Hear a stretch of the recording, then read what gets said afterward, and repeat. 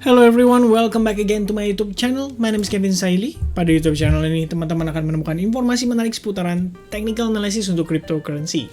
So if you do like crypto, make sure to hit the subscribe button and don't forget to leave your thumbs up kalau kalian suka dengan konten yang saya bahas pada video ini. Guys, by the way, thank you very much ya buat care-nya dari teman-teman untuk saya pribadi. Saya sekaligus pengen update ya, karena kemarin seperti yang kita tahu, sebenarnya di video terakhir saya sempat mention saya pengen update Cardano, dan saya bahkan sempat bikin postingan tentang si Matic yang terjadi inverse head and shoulders, dan memang sih akhirnya invalidate ya.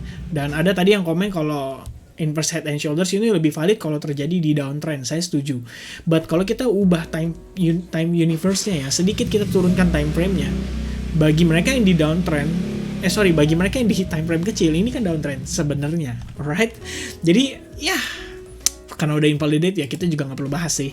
Anyway, satu lagi, I wanna say sorry buat teman-teman yang semalam akhirnya nggak kebagian update seputaran Cardano ya guys. Karena saya finally shutdown ya. Begitu udah habis create BTC, habis posting itu kayak teler gitu. Ya udahlah, saya putuskan istirahat dulu, besok baru kita update lagi. Dan sekarang saya pengen update seputaran si Bitcoin. Dan satu lagi guys, saya juga pengen ucapin terima kasih buat teman-teman yang memberikan support ya. Finally video saya mencapai 1000 likes for the first time dari sepanjang saya bikin video. Baru ini yang akhirnya tercapai 1000 ya. Kalian bisa lihat nih sebelum-sebelumnya ya. Tuh akhirnya break high. Dan saya sudah memberikan janji untuk salah satu orang, kalau video saya mencapai 1000, nanti akan saya update tentang analisa BTT. Jadi malam ini nanti akan saya update Cardano karena kemarin ketinggalan. Terus juga saya akan berikan update tentang BTT. Dan anyway, saya masih utang study time ya sama teman-teman. Nanti pasti akan saya upload, tenang aja. Thank you very much teman-teman sekali lagi untuk supportnya. Right, so now kita akan bahas tentang si Bitcoin terlebih dahulu ya. Kita akan lihat dari time frame daily, kemudian saya akan review ke time frame hourly-nya, dan kita juga akan review dari time frame daily yang lebih polos ya, supaya teman-teman dapat gambaran. Dan ya, langsung aja kita masuk ke dalam pembahasannya. Right, first of all kita lihat dari time frame daily dulu.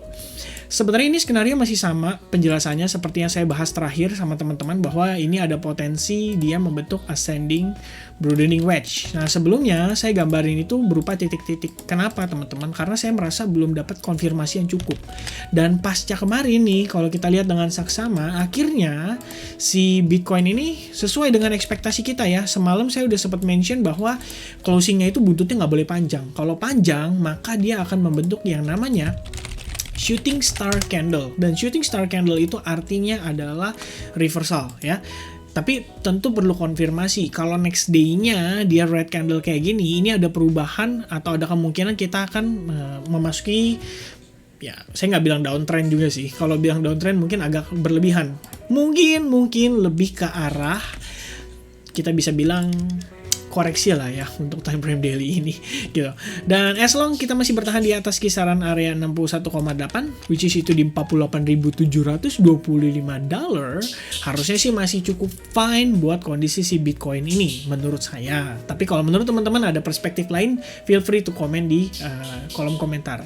Dan kemarin saya ada dapat masukan dari beberapa teman-teman, dan makanya ini saya suka ya upload di YouTube. Itu juga memberikan saya satu kesempatan untuk nge-touch teman-teman dan juga bisa lihat gitu loh, maksudnya gimana pendapat orang lain gitu. Dan ada yang menyampaikan bahwa kita mengalami volume atau depresiasi volume ya. Kita bisa lihat di sini bahwa volume itu terjadi divergence, semakin lama semakin melemah. Dan iya, menurut saya ini cocok dengan skenario yang saya sering pakai atau konsep yang saya sering pakai terutama di advance group ya. Buat teman-teman advance group pasti udah pada paham bahwa kita itu bermain di dalam area big fund ya. Jadi bagi saya gini loh, big fund versus kita retail sebenarnya cuma masalah adalah ada hal yang big fund ketahui yang tidak kita ketahui. That's it. Oke? Jadi bukan berarti mindsetnya big fund itu adalah curangin orang-orang kecil atau orang-orang retail kayak kita gitu ya. Big fund, I think mereka sudah akumulasi besar-besaran di sini ya. Proses yang terjadi ini adalah proses markup harga, dan tentunya kalau misalkan di kisaran area ini kita nantinya melihat distribusi atau big fund melakukan sell off, ya itu wajar gitu. Karena semakin tinggi harganya, big fund juga nggak mungkin entry lagi gitu loh. Let's say dia entry pun, pasti dia hanya entry seporsi kecil aja atau sebagian porsi aja dari average yang dia sudah lakukan di sini. Alright, jadi dia di sini beli barangnya dipindahin ke cold wallet, disimpan sama mereka. Dan sekarang kalau misalkan nih ada teman-teman yang ngerti tentang on-chain data ya, ngelihat di Glassnode dan lain sebagainya bahwa udah mulai ada inflow ya Bitcoin masuk ke dalam exchange, ya simply menurut saya karena Big Fund ya pasti ada rencana untuk taking profit, right?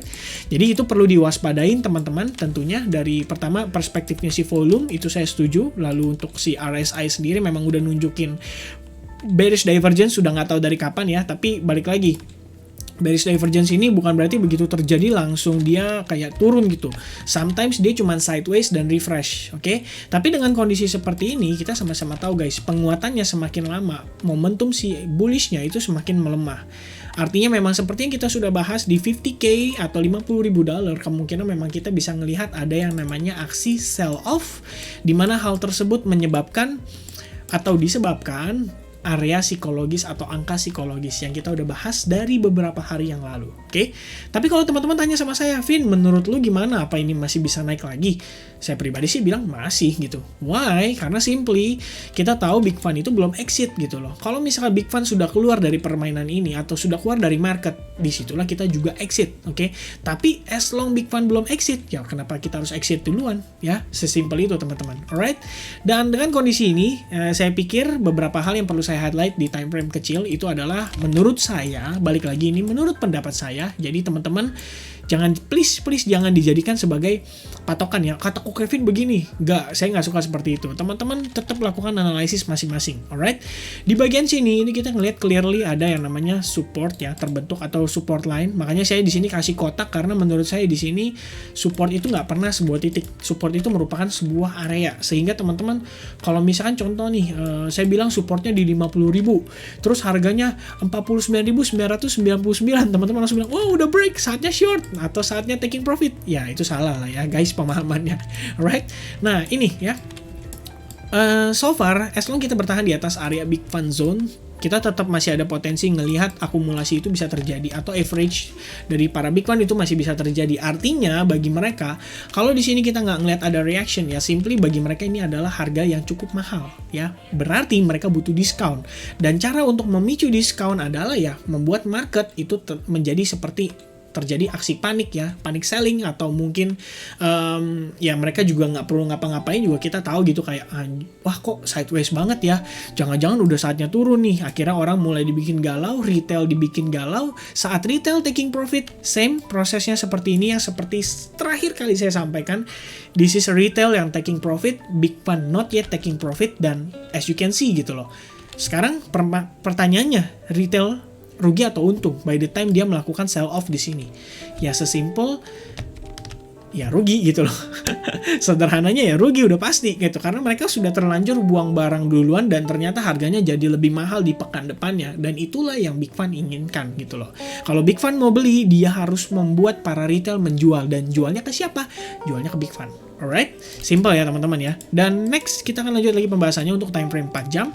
Kita bisa ngelihat ada beberapa kemungkinan. Pertama, ini adalah area supportnya kita ya. Lalu kedua di sini adalah area exponential moving average 21. Jadi kalau misalkan ngelihat ada reaksi di kisaran area tersebut, why not gitu ya, bisa terjadi gitu. Karena so far saya lihat dari time frame 1 jam di sini sudah mulai ada reaksi ya.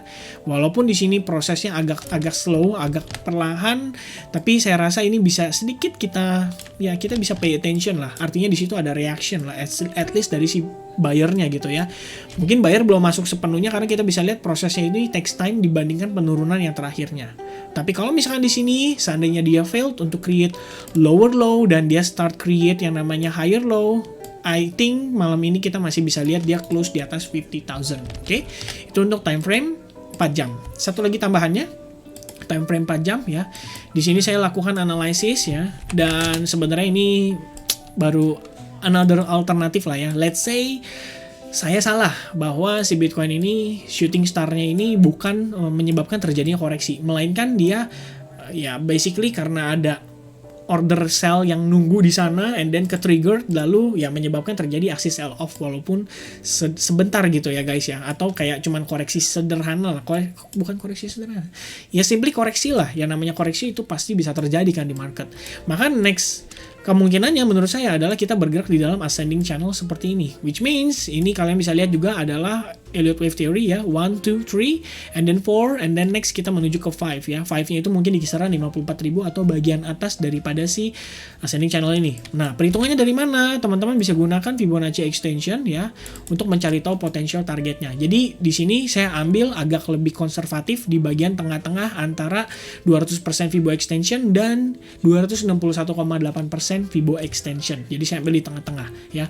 Kalau saya bilang di sini ntar kita overconfident sekali, ngelihatnya bisa naik sampai 55.000 ya kan. Jadi saya pikir ya udahlah, kurang lebih gambaran ini alternatif ya, sifatnya alternatif. Jadi kalau misalnya kita terjadi pullback sampai kisaran area ini, which means kalau misalkan yang tadi kita bahas di sebelumnya itu adalah big fan zone, menjadi sangat wajar gitu ya untuk ngelihat si Bitcoin itu masih bisa kepantul lagi pasca di daerah tersebut. Oke? Dan terakhir, sebenarnya ini untuk yang lebih sederhana aja. Kalau teman-teman lihat time frame daily, kita ngelihat di sini sebelumnya itu terbentuk area support ya, atau reaksi support, which means ya di sini juga terhitung. Maka saya bisa simpulkan bahwa di 51.200 itu adalah area resistance kita.